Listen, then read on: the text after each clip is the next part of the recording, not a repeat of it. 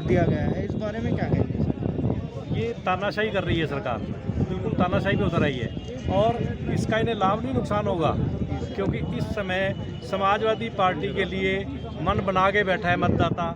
मुजफ्फरनगर की 6 सीटें समाजवादी पे जाती दिख रही हैं इन्हें, तो अब हर तरीका इस्तेमाल कर रहे हैं ये। पहले सारी परमिशन हो रखी हैं, रथ की अलग परमिशन है, बाकी अलग परमिशन है, रोड की अलग परमिशन है, हेलीकॉप्टर की अलग परमिशन थी। सारी परमिशनें होने के बावजूद भी इन्होंने रोक के जो है बीजेपी ने तानाशाही रवैया जो है अपनाया है, क्योंकि सरकार इनकी यहाँ पे है। अपने माध्यम से कुछ मैसेज देना चाहेंगे विपक्ष को? मैं मैसेज दूंगा, भगवान सद्बुद्धि दे इन्हें, क्योंकि ये लोकतांत्रिक देश है। भगवान इन्हें सद्बुद्धि दे, लोकतंत्र में सबका अधिकार है कि वो अपनी रैली करे, प्रेस कॉन्फ्रेंस करे, जो कुछ मर्जी करे, उसे तो नहीं रोकना चाहिए ना। यही मैसेज देंगे विपक्ष को कि भगवान इन्हें सद्बुद्धि दे और ये ऐसा आगे से ना करे। तरनजीत सिंह, समाजवादी पार्टी पिछले 20 साल से मैं कार्यरत हूँ और इसी पार्टी के लिए मजबूती से लगा हुआ अड़ा हुआ हूँ। मेरे कहने का मतलब है कि लोकतंत्र है, सरकारें आती और जाती हैं, कभी से ऐसा माहौल न बना है कि कल को आप विपक्ष में हो, हम सत्ता में हो, ये जवाब आपको देना पड़ेगा। फिर आप भी सवाल न करें कि आप ऐसा क्यों किया। हम चाहते हैं कि संविधान की रक्षा हो। संविधान दिवस आपने 26 जनवरी को बनाया है और 2-3 दिन बाद ये आपने ऐसा काम कर दिया।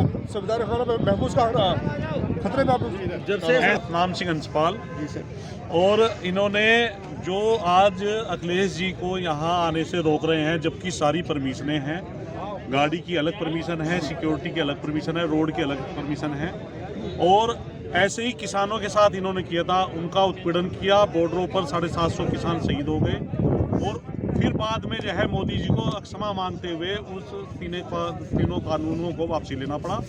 और आज की तारीख में जैसे अखिलेश जी को यहाँ उनका हेलीकॉप्टर नहीं आने दे रहे हैं, इसका खामियाजा ये भाजपा सरकार भुगतेगी, क्योंकि वोटरों ने पूरे पूरे उत्तर प्रदेश के अंदर बनाया हुआ है समाजवादी पार्टी और राष्ट्रीय लोकदल की गठबंधन सरकार को वोट देने के लिए। अगर ये जितना भी उत्पीड़न करेंगे उतना वोटर जो है बाहर निकल के आएगा और वो इनको भाजपा को उखाड़ फेंके। जी सर, आप बोलना चाह रहे हैं? जब से भारतीय जनता पार्टी बताइए। मेरा नाम शमी खान है, मैं समाजवादी युवजन सभा का जिला उपाध्यक्ष हूँ। मैं आपके चैनल के माध्यम से जो तानाशाह केंद्र में में बैठे हैं, जब से उत्तर प्रदेश के अंदर भारतीय जनता पार्टी की सरकार बनी है और देश में बनी है, जब से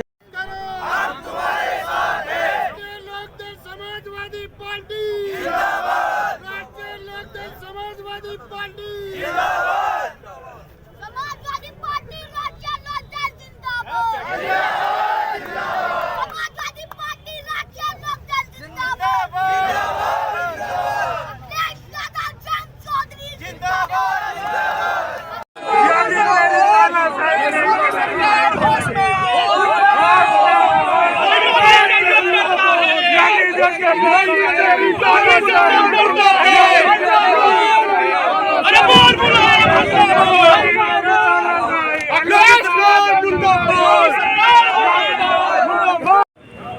अखिलेश यादव आने वाले थे, क्या हुआ? आदरणीय राष्ट्रीय अध्यक्ष श्री अखिलेश यादव जी का जनपद मुजफ्फरनगर का दौरा था, जिसमें राष्ट्रीय लोकदल के अध्यक्ष श्री जयंत चौधरी जी और उन्हें संयुक्त रूप से प्रेस वार्ता करनी थी।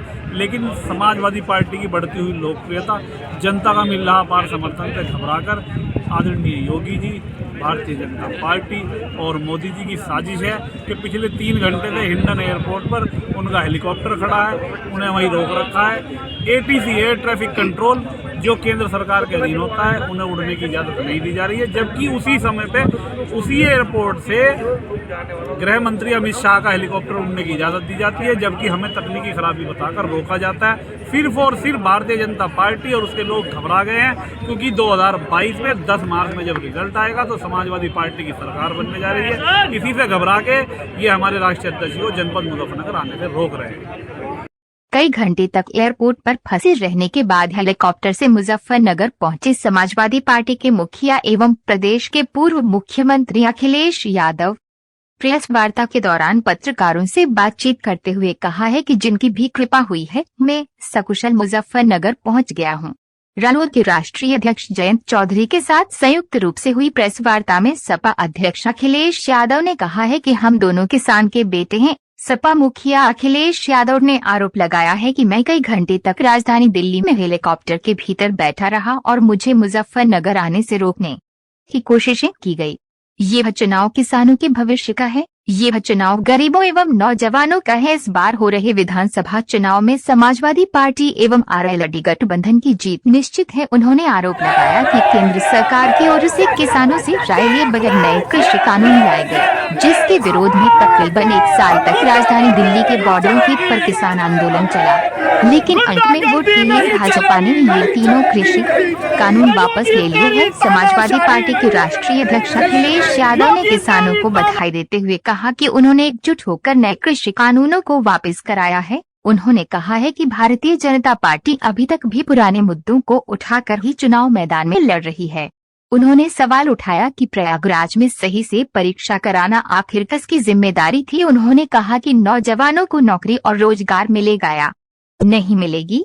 भारतीय जनता पार्टी ऐसे मुद्दों को लेकर कोई बात नहीं करना चाहती है। पूर्व मुख्यमंत्री अखिलेश यादव ने कहा कि हमारी सरकार आने पर नए कृषि कानूनों जैसा कोई भी काला कानून उत्तर प्रदेश में लागू नहीं हो पाएगा। इस बार भाजपा का उत्तर प्रदेश से राजनीतिक पलायन होगा। भारतीय जनता पार्टी का हर वादा जुमला है। मैं सबसे पहले जयंत चौधरी जी का धन्यवाद देता हूं और इसके साथ साथ मैं अपनी प्रेस के जितने भी साथी यहाँ उपस्थित हैं, मैं इस विलम्ब के लिए आप लोगों से क्षमा मांगता हूँ। देरी का कारण मुझे नहीं बताया गया। मैं कई घंटे हेलीकॉप्टर में बैठा रहा, रिफ्यूल कराना पड़ा, उसके बाद मैं आपके बीच में पहुँचा हूँ। मैं धन्यवाद देता हूँ जिसकी भी कृपा से मैं आपके पास पहुँचा हूँ। मैं पत्रकार साथियों का बहुत बहुत धन्यवाद। आज मुजफ्फरनगर में चुनाव की पहली प्रेस कॉन्फ्रेंस हो रही है। सबसे पहले मैं चौधरी चरण सिंह जी को याद करता हूं। चौधरी चरण सिंह जी ने जो रास्ता दिखाया था किसानों को मजबूत करने के लिए, उनको सशक्त करने के लिए, उनकी फसल पैदावार की सही कीमत मिल जाए और किसान का परिवार आर्थिक रूप से कैसे संपन्न हो। चौधरी चरण सिंह जी, बाबा टिकैत जी, नेताजी और अजीत सिंह जी ने लगातार समय समय पर सरकार को जगाने का काम किया। जो सरकारें गूंगी बहरी हो गई थीं, उनको जगाया, उस आंदोलन को आगे बढ़ाने का काम किया। मुझे खुशी है इस बात की कि आज जयंत चौधरी जी और हम लोग मिलकर के उस विरासत को आगे बढ़ा रहे हैं। ये चुनाव जहां किसान के भविष्य का है, नौजवान के भविष्य का है, व्यापार को आगे बढ़ाने का है, वहीं चौधरी चरण सिंह जी की विरासत को आगे बढ़ाने का भी है, जो किसानों को संपन्न बनाना चाहते थे। किसानों के लिए सपना देखा था कि वो संपन्न हों, लेकिन जो हालात हैं, भारतीय जनता पार्टी ने किसानों को कहा कि उनकी आय दोगुनी होगी, फसल समय पर खरीदी जाएगी और भुगतान भी समय पर होगा। लेकिन जिस तरीके से जो 3 कानून लाए गए बिना किसानों की राय मशवरे के, और मैं बधाई देना चाहता हूं किसानों को, उनकी ताकत का एहसास दिलाया। लोकतंत्र में किसानों ने एकजुट होकर के और सब कुछ भूल करके एक साथ खड़े होकर के मजबूर किया सरकार को, और सरकार को अंततः वो कानून वापस लेने पड़े। भारतीय जनता पार्टी आज भी नहीं कह सकती है कि वो 3 कानून क्यों लागू किए थे और 3 कानून क्यों वापस ले लिए। ये वोट के खातिर लिए हैं। इसलिए मैं किसान भाइयों को यहाँ सावधान करना चाहता हूँ कि भारतीय जनता पार्टी ऐसी पार्टी है, बिना बताए भी कुछ ऐसे फैसले और कानून ले आएंगे। इसलिए मैं आरएलडी और समाजवादी पार्टी का गठबंधन है, किसान भाइयों को भरोसा दिलाना चाहता हूँ कि कोई भी ऐसे काले कानून उत्तर प्रदेश में कभी लागू नहीं हो पाएंगे, जो भारतीय जनता पार्टी की नीयत है, जो उनकी मंशा है। समाजवादी पार्टी ने बिजली के क्षेत्र में कहा है कि 300 यूनिट मुफ्त होगी, सिंचाई माफ होगी, एमएसपी की खरीद के लिए जो इंतज़ाम करने पड़ेंगे सरकारी तौर पर किए जाएंगे। वहीं फार्मर्स के लिए कि उनके गन्ने के भुगतान के लिए उन्हें इंतज़ार न करना पड़े, 15 दिन इंतज़ार न करना पड़े। Farmers corpus fund, farmers revolving fund budget से देकर के किसानों का समय पर भुगतान करने का काम भी गठबंधन मिलकर के करेगा। लैपटॉप पहले भी बांटा था, फिर बांटेंगे। समाजवादी पेंशन पहले भी दी थी, आगे भी देंगे। और वहीं मैं इस मौके पर याद दिलाना चाहता हूं भारतीय जनता पार्टी को कि कम से कम अब चुनाव आ गया है, अपना संकल्प पत्र तो पढ़ लें। जो जो वादे किए थे, क्या वादे पूरे हुए हैं? उनका हर वादा जुमला निकला, झूठे विज्ञापन दिए, आज भी आंकड़ों की खिलवाड़ कर रहे हैं।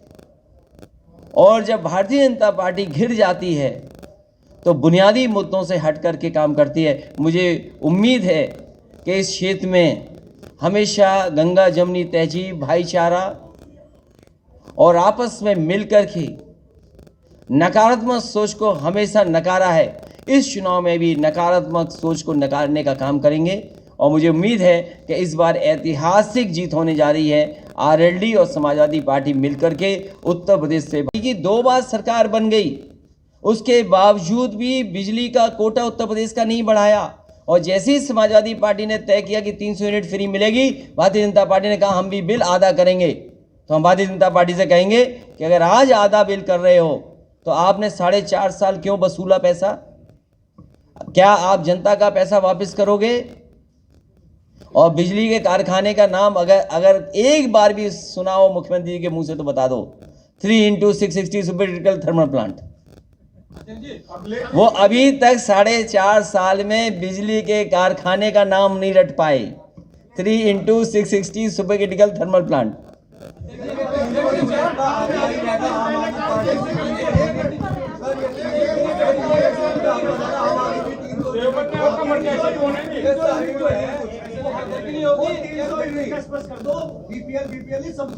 सबके लिए है, सबके लिए है।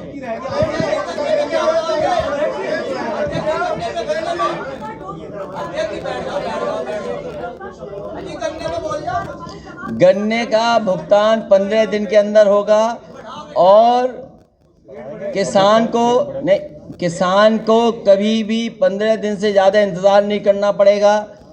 कई बार पार्टियों ने ये वादे किए हैं, लेकिन समाजवादी पार्टी ने, अगर आपको याद होगा, जिस समय कारखानों को संकट से गुजरना पड़ रहा था, उस समय पहली बार 2000 करोड़ बजट से पैसा देकर के किसानों का भुगतान कराया था। इसीलिए मैंने कहा कि फार्मर्स कॉर्पस फंड अगर बनाना पड़ेगा तो बजट से फार्मर्स के लिए कॉर्पस फंड बनाया जाएगा, जिससे किसान को इंतजार न करना पड़े, किसान को चीनी मिल के सामने धरना न देना पड़े।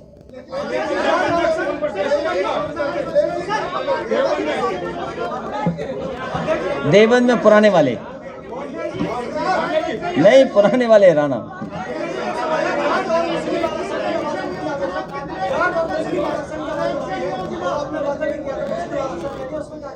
देखिए, ये बड़े सवाल हैं, आरक्षण वाले बड़े सवाल हैं। मूल भावना से नहीं खिलवाड़ होनी है। और जिस समय समाजवादी सरकार थी तो लाभकारी योजनाओं में भी हर वर्ग के लोगों को आबादी के हिसाब से देने का प्रयास किया गया था।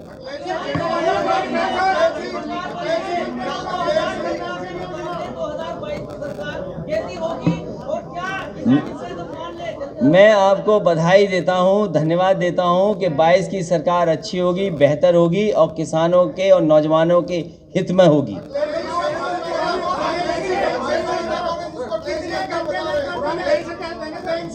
हाँ, मैं आपसे बहुत जिम्मेदारी के साथ ये कहना चाहता हूं कि जैसे ही समाजवादी पार्टी कोई अच्छा काम तय करती है या अच्छे काम के लिए फैसला लेती है जनता के लिए, उसी समय मुख्यमंत्री जी की भाषा बदल जाती है।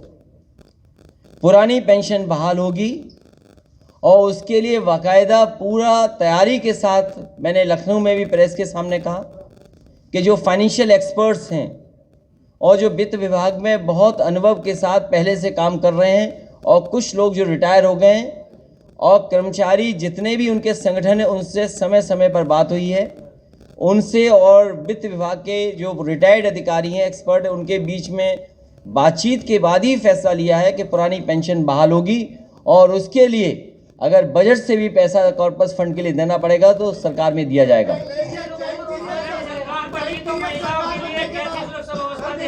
महिलाओं के लिए बेहतरीन सुरक्षा होगी, उनके लिए पहले भी सुरक्षा देने का काम समाजवादी सरकार में हुआ था।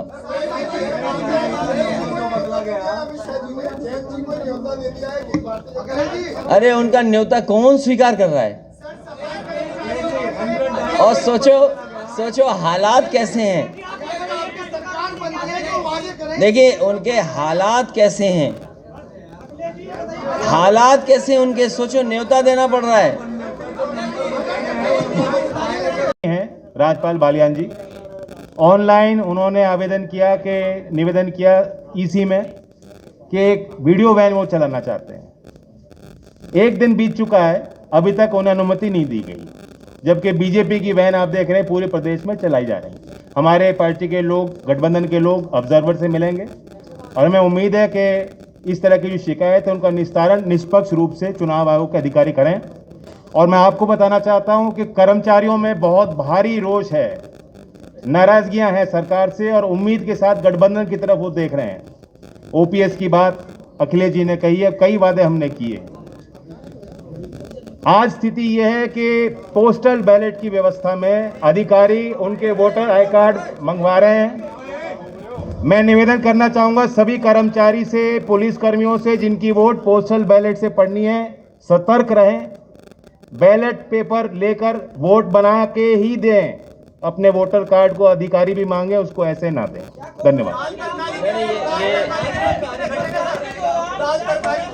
ये जयंत चौधरी ने ठीक बात कही है कि उत्तर प्रदेश के अधिकारियों को लगाया गया है कि वो दबाव बना करके और उनके वोटर आईडी ले लें या आधार कार्ड ले लें। और हो सकता है जिस तरीके से जिला पंचायत में अधिकारियों ने मन मर्जी के से वोट दिलवाए थे, इसमें भी लोगों पर दबाव बना रहे हैं।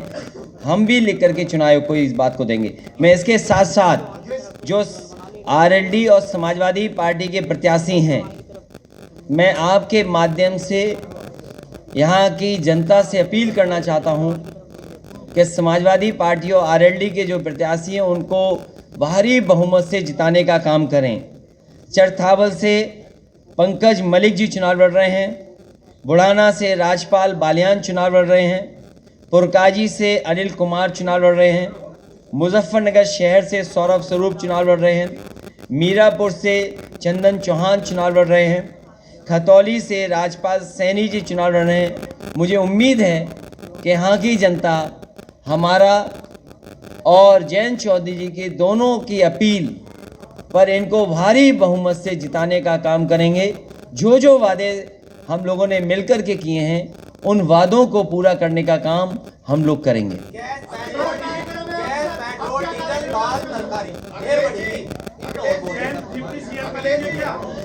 ये जानबूझ करके भारतीय जनता पार्टी लोगों को गरीब बना रही है, जिससे किसान गरीब निर्भर हो।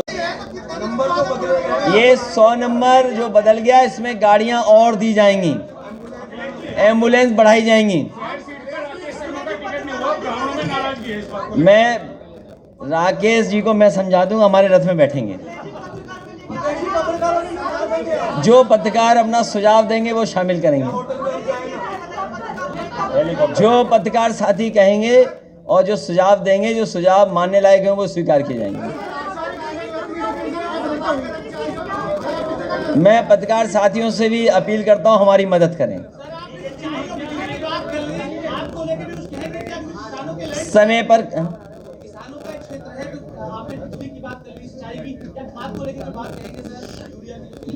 समय पर खाद मिले, सस्ती कीटनाशक दवाइयां मिलें और उनकी फसल को MSP के लिए इंतज़ाम हो, प्रोक्योरमेंट हो, खरीद केंद्र बने, ये इंतज़ाम किया जाएगा। और साथ ही साथ किसान जो अपने गन्ने भुगतान के लिए समय समय पर उन्हें आंदोलन करना पड़ता है, इस बार आंदोलन नहीं करना पड़ेगा, कॉर्पस फंड बना करके उनका समय पर भुगतान होगा।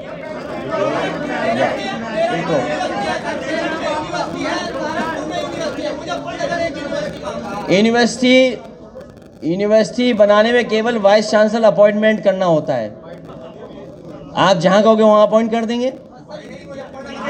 आप यूनिवर्सिटी कॉलेज के लिए कोई प्रस्ताव लाएगा, उसको सहमति देंगे। अगर कोई प्राइवेट यूनिवर्सिटी भी खोलना चाहेगा तो सहयोग करेंगे, सरकारी खोलना चाहेगा तो उसमें मदद करेंगे, बना दी जाएगी। मैं जो हमारे पत्रकार साथी कहते हैं यूनिवर्सिटी बननी चाहिए, यूनिवर्सिटी बना देंगे। एम्स हमारे हाथ में नहीं है, लेकिन अगर ये एक महत्वपूर्ण बात है कि जो अस्पताल को लेकर के कह रहे हैं कि बड़ा मेडिकल कॉलेज हो, ये किया जा सकता है कि एम्स के लिए प्रस्ताव भेज देंगे और एम्स के लिए जो जो समाजवादी सरकार में केंद्र सरकार चाहेगी वो सब सहूलियत दी जाएंगी। और मुझे खुशी है इस बात की कि जितने भी एम्स उत्तर प्रदेश में अभी तक खुले हैं, दोनों एम्स में ज़मीन समाजवादी सरकार ने ही दी है। तो अगर आने वाले समय में अस्पताल के लिए, बड़े एम्स के लिए जो भी केंद्र सरकार चाहेगी वो समाजवादी सरकार में उपलब्ध करा करके यहाँ भी उस तरह की सुविधा मिले, उस दिशा में काम करेंगे। ये बड़ा सवाल है।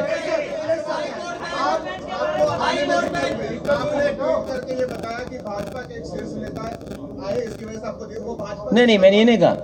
मैंने कहा कि कुछ देर पहले भारतीय जनता पार्टी के नेता फ्लाई करके गए।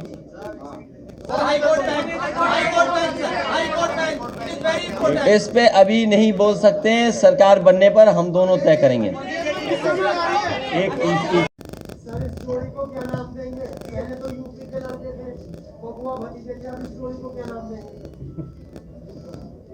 ये दोनों किसानों के बेटे हैं, किसानों के हक के लिए आखिरी वक्त तक लड़ेंगे। और इसीलिए मैं जेब में एक पोटली लेके चलता हूँ, लाल टोपी और लाल पोटली। ये अन्नदाता के पक्ष में हराने के लिए, उन्हें भगाने के लिए अन्न संकल्प लेकर के चलता हूँ। मैं तो कहूँगा पत्रकार साथियों, अगर आप में भी कोई लेना चाहे तो अन्न संकल्प ले सकता है। हम सब तो ले चुके हैं, अन्न संकल्प ले लिया हमारे अध्यक्ष जी और सब लोगों ने।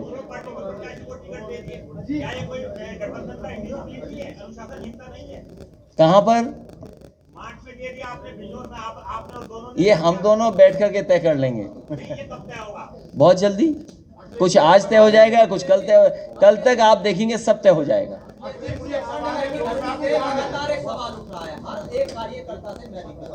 क्या मुस्लिम राजनीति को हाशिए पर रखा गया, किसी भी मुस्लिम प्रत्याशी को टिकट नहीं दिया गया, ये क्या सोचते हैं? ये गंगा जमुनी तहजीब है। गंगा जमुनी संस्कृति को मिल करके आगे बढ़ाने का काम कर रहे हैं। नेगेटिव पॉलिटिक्स को ख़त्म कर रहे हैं, नकारात्मक पॉलिटिक्स को ख़त्म कर रहे हैं। और समाजवादी पार्टी RLD मिल करके, यहाँ सवाल ये नहीं किसको टिकट मिला किसको नहीं मिला, हम दोनों मिलकर के किसानों के हक और सम्मान के लिए लगातार आगे बढ़ते रहेंगे, लगातार संघर्ष का रास्ता अपनाएंगे। सवाल यह है कि पिछले एक सप्ताह से मुजफ्फरनगर में 2013 की वीडियो मैनिपुलेटिव करके और कॉन्फिडेंस बनाकर वायरल की जा रही है। बीजेपी के लीडर भी जब इलाके में जाते हैं तो वही बात याद दोहराते हैं, उनके बड़े लीडर भी ये कह रहे हैं। तो क्या मौलिकता के आधार पर, विकास के मुद्दे पर भारतीय जनता पार्टी बहस से बच रही है? भारतीय जनता पार्टी अभी भी पुराने ही मुद्दे उठा रही है। उनके नेता पुराने ही सवाल उठा रहे हैं। कम से कम भारतीय जनता पार्टी को इस समय आगे कैसे बढ़ें, जहां बड़े पैमाने पे बेरोजगार हैं।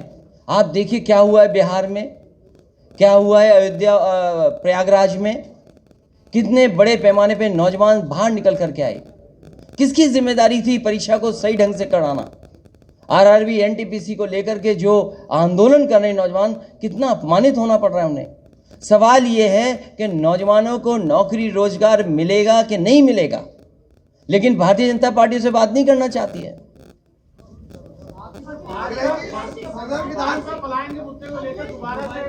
इस बार भारतीय जनता पार्टी का राजनीतिक पलायन होगा। और आपने देखा नहीं हमारे बाबा मुख्यमंत्री का कैसा पलायन हुआ है। वो पहले अयोध्या से टिकट मांग रहे थे, मथुरा से टिकट मांग रहे थे, प्रयागराज से टिकट मांग रहे थे। भारतीय जनता पार्टी ने ऐसा उनका पॉलिटिकल पलायन किया है कि उन्हें घर भेज दिया वापस। इलेक्शन में जिस तरह के घोषित प्रतिबंध है सर, जिस तरह के घोषित प्रतिबंध इलेक्शन पर है, आपको लगता है इस तरह की कल्पना आपने इलेक्शन की थी? भारतीय जनता पार्टी के लोग पर्चा भी बांट रहे हैं तो कोरोना फैलाने के लिए बांट रहे हैं ऐसे करके। उन्हें ये नहीं पता इलेक्शन कमीशन को ऐसे लोगों को एकदम रोक देना चाहिए जो ये भूल गए हों कि कोरोना फैलता कैसे है। मुझे खुशी है यहाँ जितने भी पत्रकार बैठे हैं और हम लोग सब जो इलेक्शन कमीशन की गाइडलाइन है उसका पालन कर रहे हैं।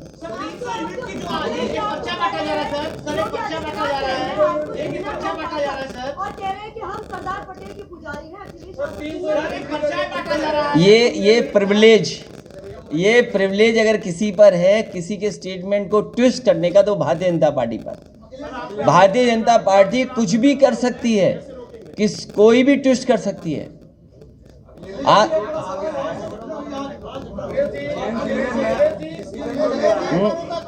ये तो क्योंकि विभाग मेरे पास नहीं है, विभाग तो केंद्र सरकार के पास है, वही बता सकते हैं। विधानसभा से 2 बार आपके चुनाव लड़ चुके हैं गौरव स्वरूप। आज उनके भाई जो है बंटी स्वरूप को आपने टिकट दिया है, उनके भाई आज जो है उसमें शामिल हो गए भाजपा में, तो क्या कहेंगे आप? चुनाव से पहले बहुत सारे लोग जाते और आते हैं जिन पर व्यापक समर्थन था, जिनके पास व्यापक जन समर्थन, जनता खड़ी थी साथ। वो देखिए समाजवादियों के साथ आए कि नहीं आए, अभी तक उसकी भरपाई भारतीय जनता पार्टी नहीं कर पाई। भाइयों को तो किसकी?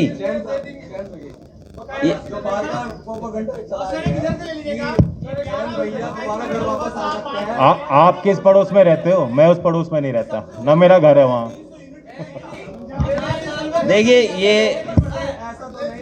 देखिए पर्चे पर समाजवादी पार्टी ने बहुत सोच समझ करके और जो एक्सपर्ट हैं, जो जानकार हैं, उनसे राय मशवरा कर करके ये फैसला लिया है कि घरेलू बिजली और आम लोगों के लिए 300 यूनिट फ्री बिजली समाजवादी सरकार और आरएलडी के गठबंधन की सरकार बनने के बाद फैसला लेगी।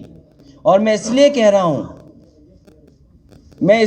हूं कि आप सब लोग जानते होंगे 4.5 साल से मुख्यमंत्री जी के आपने स्टेटमेंट सुने होंगे, लेकिन मुख्यमंत्री जी ने कभी भी बिजली के कारखाने का नाम नहीं लिया होगा।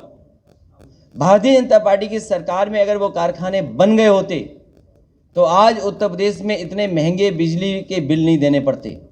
इसलिए सिंचाई माफ़ और 300 यूनिट माफ़ होगी, फ्री मिलेगी, बिल नहीं आएगा। और इसलिए कर सकते हैं क्योंकि जो सरकार को बिजली मिलती है वो सस्ती है। मैं याद दिलाना चाहता हूँ केवल एक बिजली के कारखाने का जो नेताजी के समय पर उत्तराखंड में श्रीनगर में लगा था, आज भी उसकी बिजली सबसे सस्ती है। जो एनटीपीसी से पुरानी बिजली उत्तर प्रदेश को मिलती है वो भी बहुत सस्ती हैं। आंकड़े उनको पलट करके देखना चाहिए और जब उसके आंकड़े देखेंगे तो पाएंगे कि सबसे खराब कानून व्यवस्था में अगर कोई प्रदेश है तो उत्तर प्रदेश है। और वहीं बड़े पैमाने पर भेदभाव हुआ है। भेदभाव के साथ साथ जो बड़ी बड़ी संस्थाएं, नेशनल ह्यूमन राइट कमीशन हो, उसने सबसे ज़्यादा नोटिस उत्तर प्रदेश की सरकार को दिए हैं।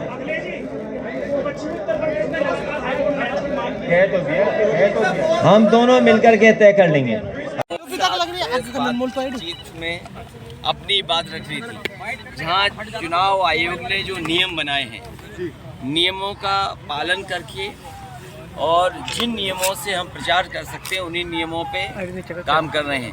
लेकिन दिल्ली से चलने में इतना विलम्ब हो गया, कई घंटे मुझे हेलीकॉप्टर में बैठना पड़ा उसके बाद फिलिंग करा करके दोबारा मुझे अनुमति मिली है, तब मैं आपके बीच में आ पाया हूँ। अखिलेश जी क्या मैं भारतीय जनता पार्टी का धन्यवाद देना चाहता हूँ सरकार का। इतनी देर से हमें कम से कम मुजफ्फरनगर आने का मौका तो मुझे दिया। मैं सबसे पहले चौधरी चरण सिंह जी का प्रणाम करता हूँ। चौधरी चरण सिंह जी ने यहाँ के किसानों के हक और सम्मान के लिए, उनको सशक्त बनाने के लिए जीवन भर प्रयास किया।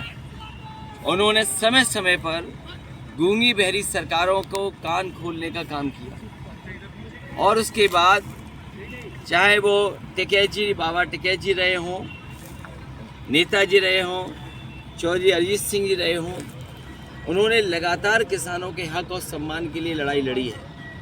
किसान हमारा मजबूत हो, आर्थिक रूप से सशक्त बने, उस दिशा में लगातार समाजवादी पार्टी और आरएलडी काम करती रहेगी। जो रास्ता यहाँ के किसान देखना चाहते हैं, चौधरी चरण सिंह जी से लेकर के बाबा टिकैत जी से लेकर के आज तक जो रास्ता अपनाया है, उस रास्ते पे चल कर के बनाने के लिए लगातार ये गठबंधन प्रयास करेगा। और मुझे उम्मीद है कि समय पर खाद मिलना, समय पर कीटनाशक दवाइयाँ हों, बिजली सस्ती हो, पैदावार की सही कीमत मिले, किसानों को इंतज़ार न करना पड़े अपने गन्ने के भुगतान के, उसके लिए समाजवादी पार्टी ने तय किया है कि farmers corpus fund, farmers revolving fund बना करके कभी भी किसान को 15 दिन से ज़्यादा इंतज़ार करने नहीं दिया जाएगा। उनका भुगतान समय पर किया जाएगा। बिजली को लेकर के 300 यूनिट माफ़ करने का बात कहा है। एमएसपी कैसे किसानों के मिले फसलों को, उसके लिए खरीद से लेकर के प्रोक्योरमेंट का इंतज़ाम करेंगे। और मुझे उम्मीद है कि यहाँ के किसान, मुजफ्फरनगर और आसपास के किसान, यहाँ के वोटर समाजवादी पार्टी और आरएलडी के गठबंधन को ऐतिहासिक जीत दिलाएंगे। अखिलेश जी, अमित शाह जाटों की नाराजगी दूर करने में लगे हुए हैं, लगातार उनसे बात कर रहे हैं, क्या कहेंगे, क्या नाराजगी दूर होगी? भारतीय जनता पार्टी ने 700 किसानों को शहीद किया है। जो बिल लाए गए बिना किसानों के राय मशवरे के बिल लाए गए। आखिरकार भारतीय जनता पार्टी को ये बताना चाहिए क्या किसानों के हित में वो बिल थे, और जब उन्होंने वापस लिया तो किसानों को आतंकवादी से लेकर के कितने शब्दों से अपमानित करने का काम किया। अगर इनके प्रत्याशी कान पकड़ करके 700 बार भी उठक बैठक करेंगे, तब भी किसानों का आक्रोश और जन आक्रोश नहीं खत्म होगा। इस बार उत्तर प्रदेश से भारतीय जनता पार्टी हटेगी, भारतीय जनता पार्टी हटाई जाएगी और उत्तर प्रदेश में भारतीय जनता पार्टी का सफाया होगा।